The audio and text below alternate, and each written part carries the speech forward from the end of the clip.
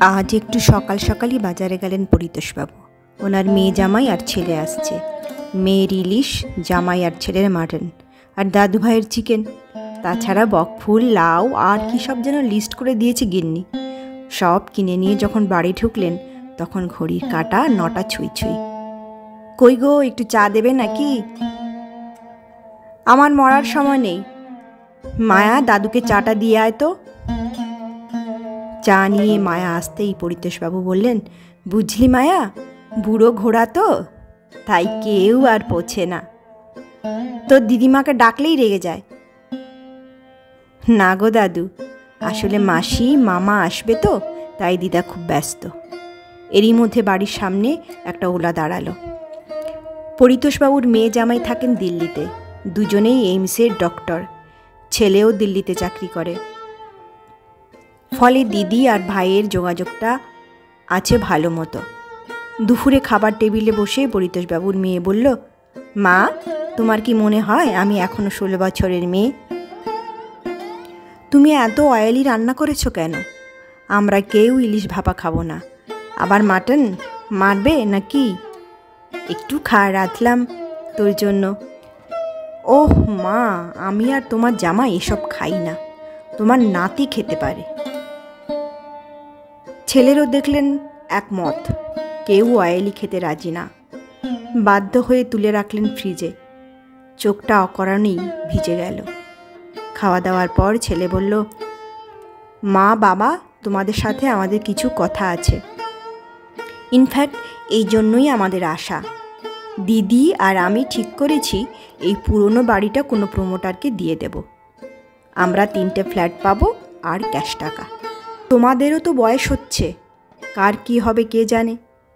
কতকটা এরকমই আন্দাজ করেছিলেন পরিতোষবাবু। না হলে হঠাৎ বলা কওয়া নেই, মেয়ে জামাই ছেলে একসাথে ওনারা ভাবতেই পাচ্ছিলেন না। বাবা, তুমি কিছু বলবে? তোমাদের ফেরার টিকিট কবে যেন? পরশু। কেন? শোনো, তোমরা তো আমাদের দেখতে আসোনি, এসেছো নিজেদের আখের বুঝতে। এই কথাটা দিল্লি থেকে বসে ফোনে বলতে পারতে। তোমরা বরং কোনো হোটেলে চলে যাও। আমি আর তোমার মা বেঁচে থাকতে এ বাড়ির একটা ইটও ভাঙতে দেব না। কিন্তু বাবা, আমরা তোমাদের ভালোর জন্যই বলছিলাম। তোমাদের ভাবার দরকার নেই, আমরা নিজেদের ভালো নিজেরাই বুঝি। আমি তোমাদের জন্য ক্যাব ডেকে দিচ্ছি, বেরিয়ে পড়ো। শোয়ার ঘরে বিছানায় ফুলে ফুলে কাঁদছিলেন পরিতোষবাবুর স্ত্রী। পরিতোষবাবু ঘরে ঢুকে পিঠে হাত রাখলেন, তারপর পকেট থেকে একটা লেমন জুস বার করে ওনার মুখে ঢুকিয়ে দিলেন আর জড়িয়ে ধরলেন স্ত্রীকে। Happy chocolate day, happy hug day and happy valentine's day.